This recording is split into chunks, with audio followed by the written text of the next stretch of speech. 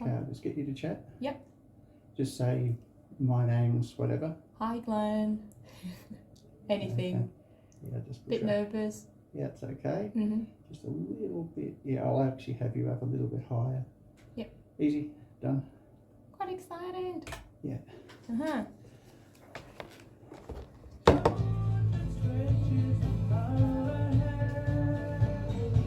I record everything we do. Mm-hmm. You grab a copy this and every Friday from the Castlemaine News Agent and other local outlets. The Castlemaine Mail, a valued sponsor of Maine FM.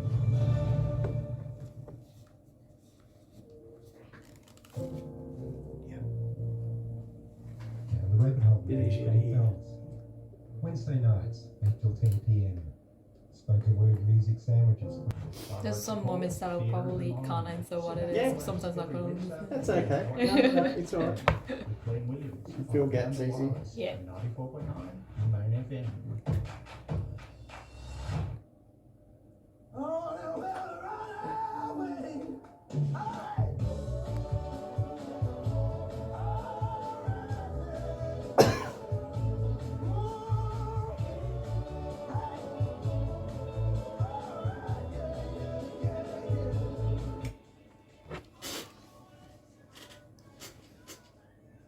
G'day there, folks. You're here on 94.9 Maine FM's Around the Wireless. Look, thanks so much to Craig and Emily. A long, long morning actually for both of them in more ways than one, but thanks for Emily for sticking around. 2 shows in one, big deal. So, and to Craig, yeah, great stuff. And lovely stories, some fabulous music, and yeah, some interesting adventures. And Emily, they're the ones you hang on to tight, especially the ones you survive. All right, folks, look, we've got a huge show today on Around the Wireless. Later on, we're going to have a tribute to the, and a bit of a farewell to the very, very generous and thoughtful and wonderful Australian Roderick Smith. We'll be taking a look at a brilliant show, a big show that's coming to town, actually a very, very big show, and that's through Northern Books down there at the Theatre Royal, bringing Tim Winton in person here to Castlemaine. He's going to talk about his work with Ningaloo and how important it is to keep it protected. But we've got opening up the show is something very, very different and something I've not actually done before. And it's playing some Korean music, and then we'll meet Yuna Chung, and it's all about her upcoming exhibition at the Corner Store very, very soon.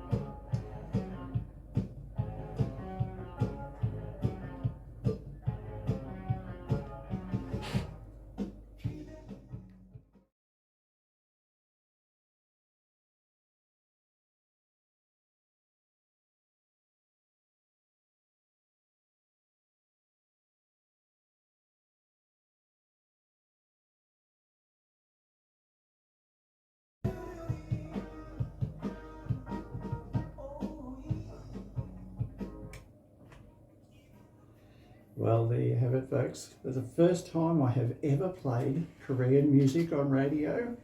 And interesting, it's actually mono, which is really something we don't do very often anymore.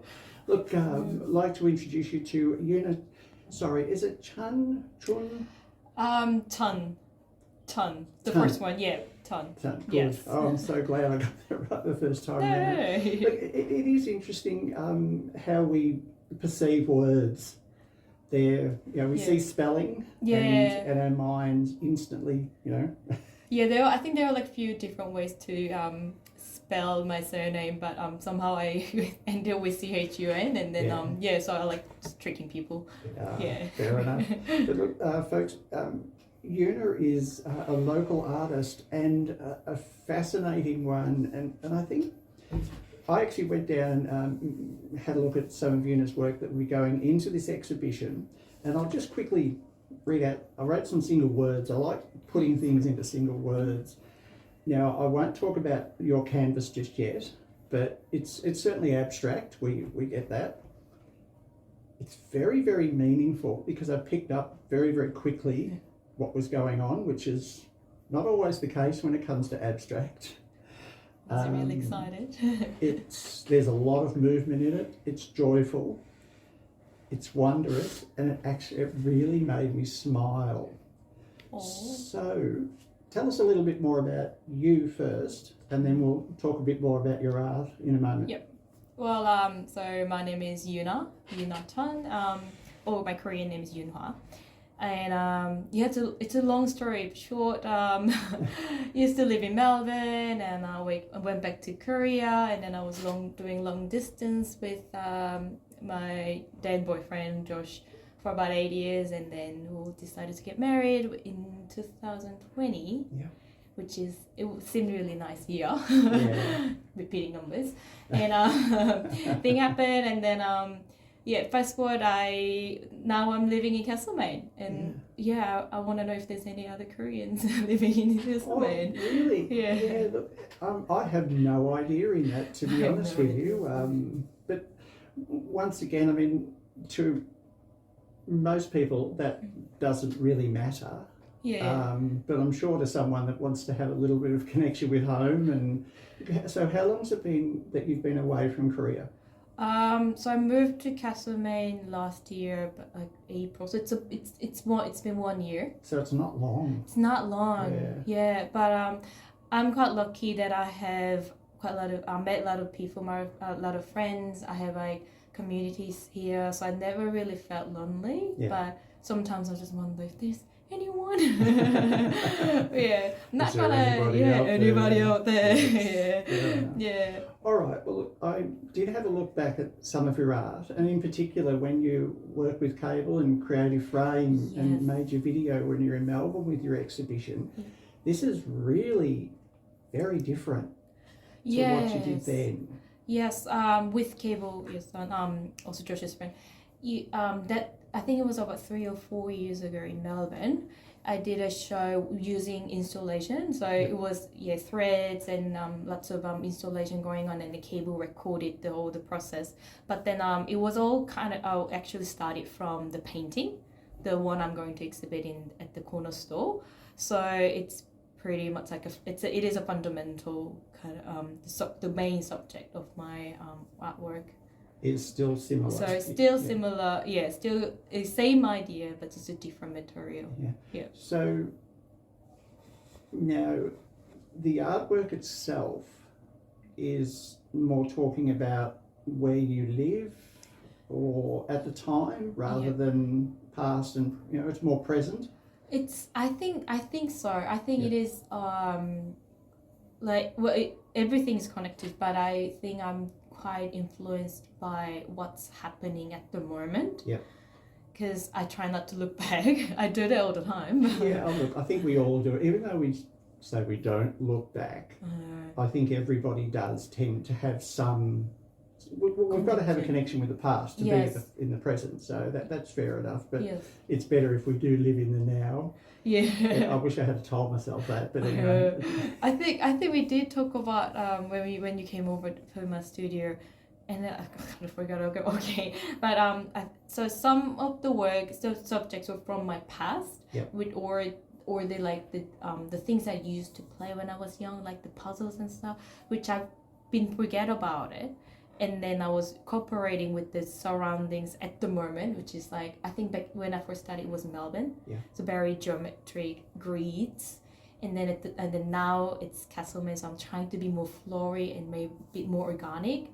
And as in like expressing the artwork. Yes. So trying to connect my younger days, like playing with the puzzles and colors, but what's happening surrounding me is what's going on. I don't know. I think really most artists would do that, would tend I to think do so. that regardless of what genre or style. But with abstract, sometimes it's a bit hard for people to actually grasp what's going on. Yeah. There is a degree of that in any art, but when I looked at yours, and I mean, it's really hard to describe that, and I think I'd rather leave that to you, but I saw it. I could see this town, I could see the view. One of them in particular made me quite sort of a little bit on the teary side because it reminded me of walking out our front, down our front path and looking out across town. Yet it's sort of almost animated type shapes over wispy colours. And so a lot of that's more about emotion rather than there's a visual connection, but it hits you with emotion. So tell us more about your process, because I love what you do as far as a canvas is concerned, and I think it's really, really not only clever but smart. Oh, smart. I was very touched actually when we have a conversation at the studio, because it's an abstract. I personally, because I studied art and then I know what's going on with the abstract and grasp, like all this like minimal stuff. Yeah.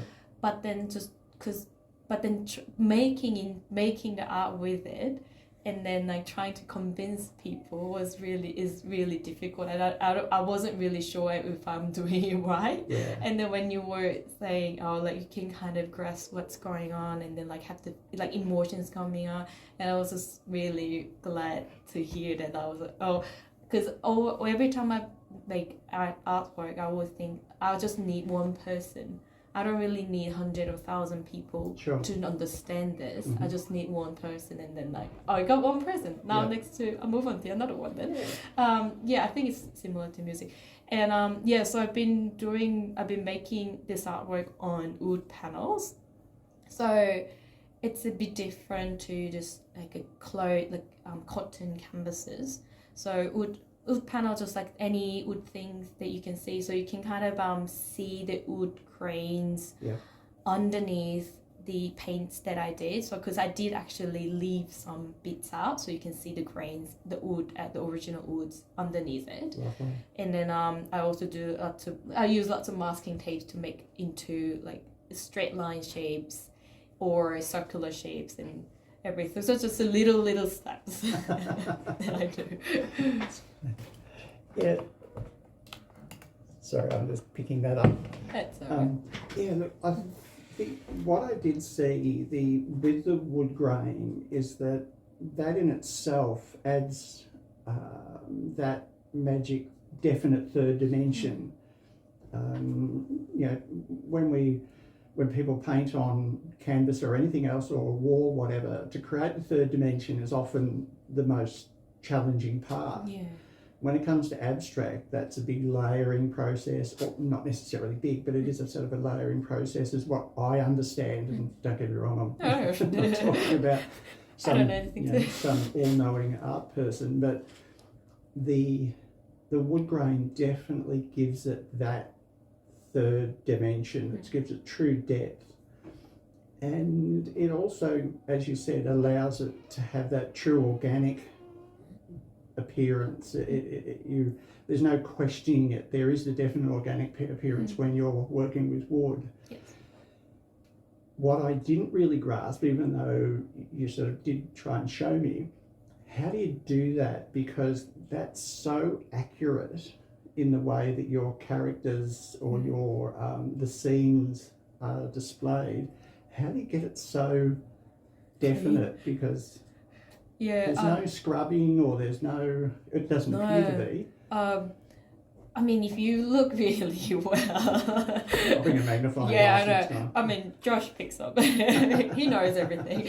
But I try to, so that's what I'm really trying hard on it. So, so I use good masking tape. You always have to have really good tools to make something better. So I use masking tape, and I do lots of preparations such as I do lots of preparations to make it look better at the when I finish it.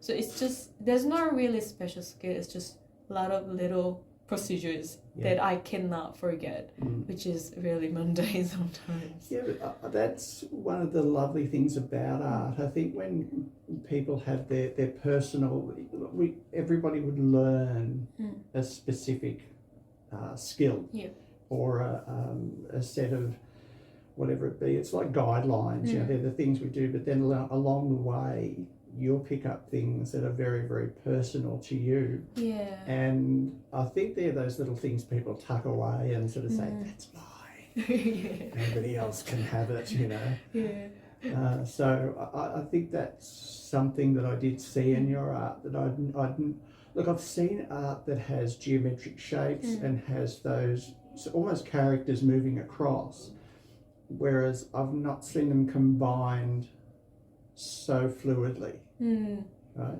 You can definitely see the two are so incredibly different, but they blend beautifully, which I think was what helped me understand what I saw immediately, is that it's literally people moving through there where they live. Yes. So, all right. It's really fun. So how many exhibitions have you had before? I been exhibiting last. I think it was like it's been 10 years. I think been 10 Over years. 10 years. Over 10 years. Yep. So I did most of my shows in Korea. Yep. I did a few shows in Melbourne, but then this time like Castlemaine is my first. I mean, First time this here. is the first time here in Castlemaine. Okay, what was the big difference between Melbourne and Korea? Was there an attitude difference? Was there a perception difference? What was that? I think it was a subtle difference that I kind of recognized over the time, and then also and then the Melbourne. When I exhibited first time in Melbourne, there was maybe 11 it was a good decade of her, so probably quite different. But I think they're quite similar. But I think in Melbourne is more open to abstract. Yeah. I think it seemed people are more trying to understand what it is, and it was good for me. Yeah.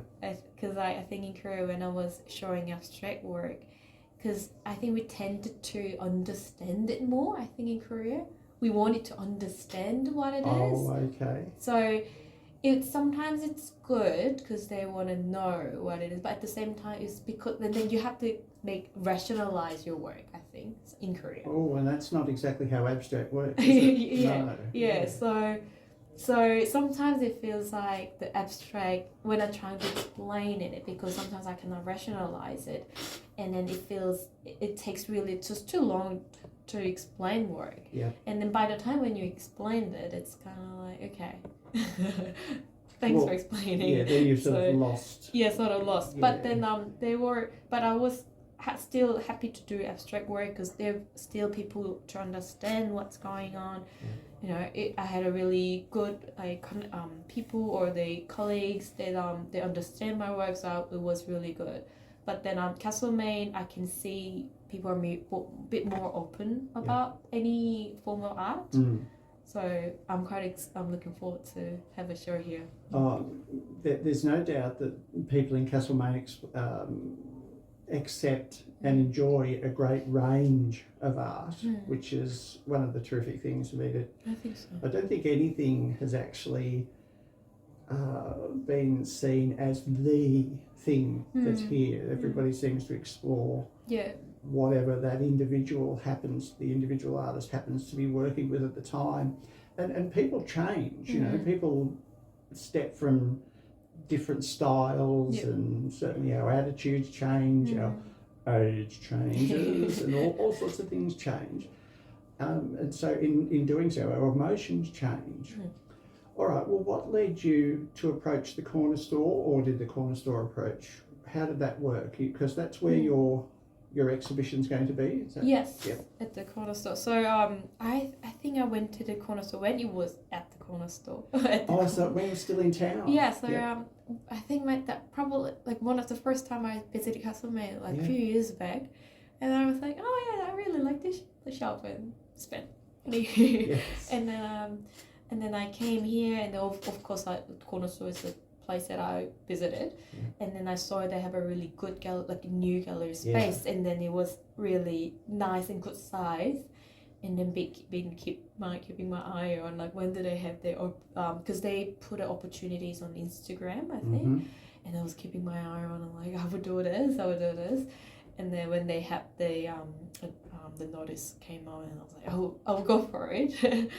But also I could go for it because it was interesting because I had this idea I wanted to show at the corner store, so I think it kind of all clicked really well.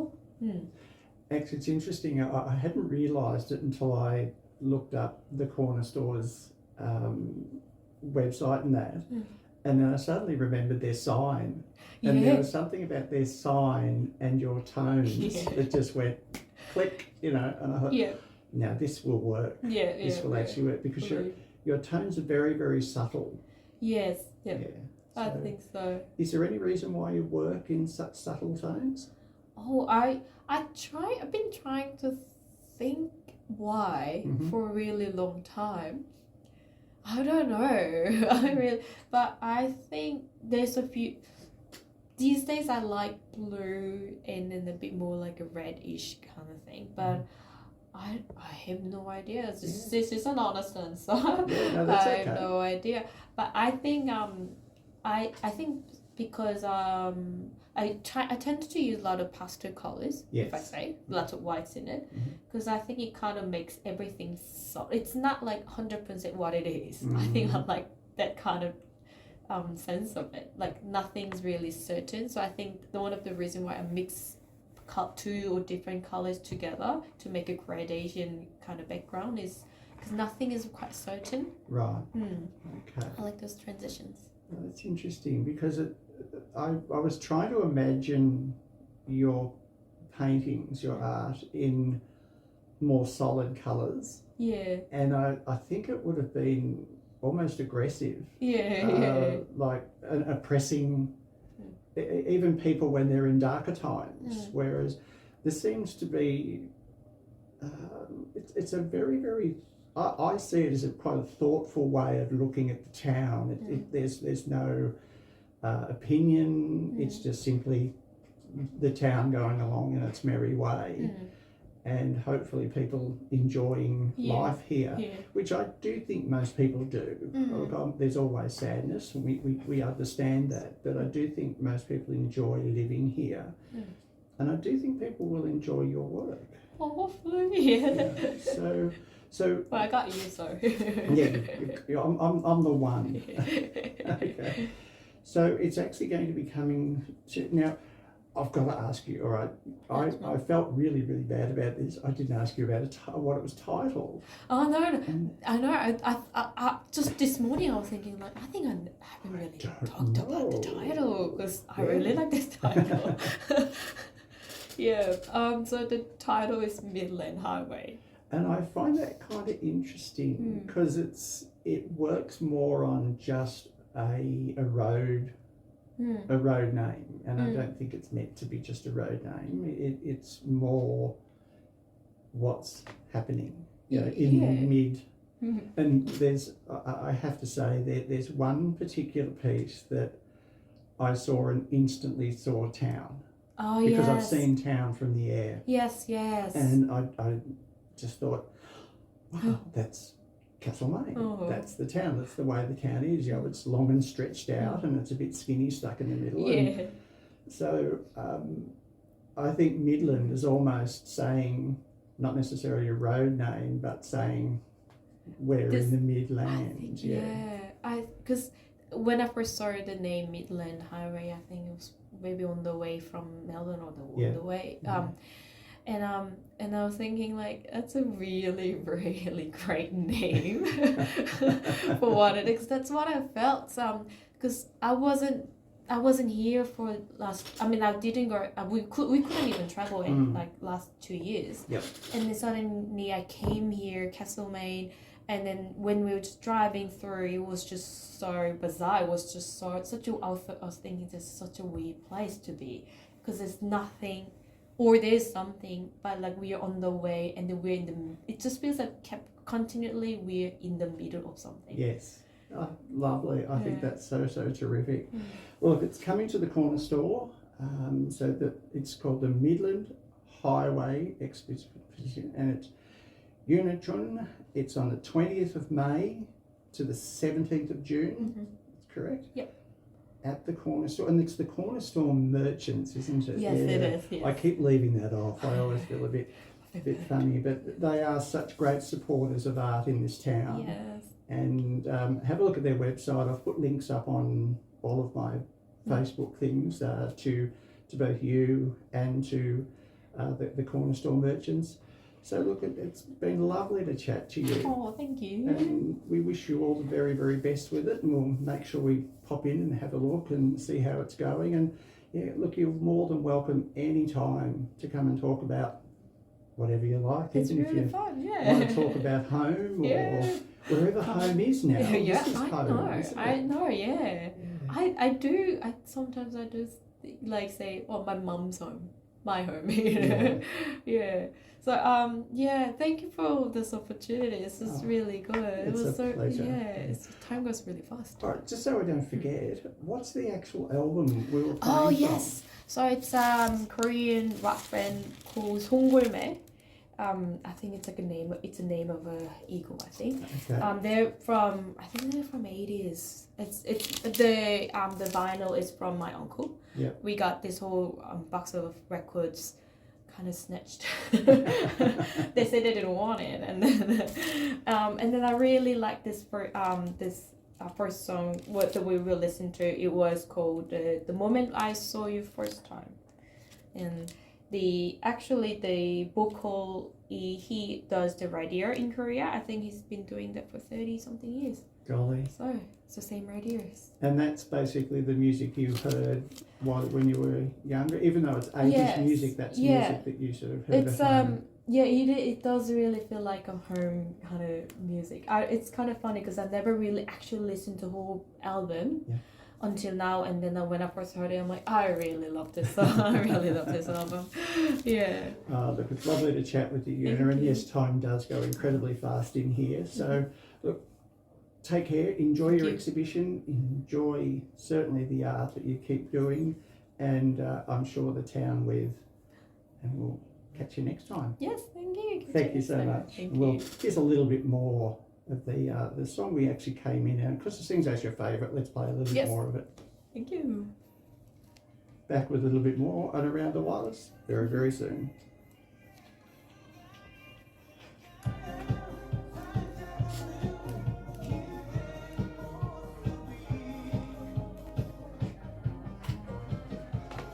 There we go. Oh, I was like, can I say? Oh, Done. Well done. Ah, That was great. thank you. That was terrific. Oh. That was easy.